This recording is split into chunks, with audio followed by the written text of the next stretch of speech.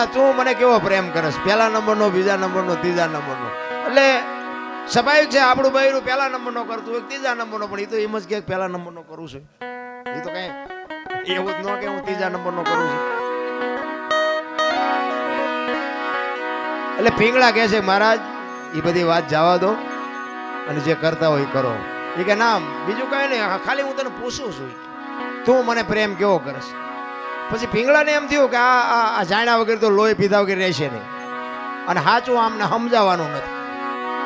તેથી પિંગળા કહે છે મહારાજ મહારાજ તમને હું પ્રેમ પહેલા નંબરનો કરું છું, પણ અખતરો ન કરતા ને રોતા નહીં આવડે.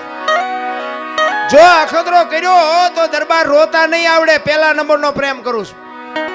એ કે ના ના એવું કઈ નહીં કરું, પણ આપણે હકણા રહી.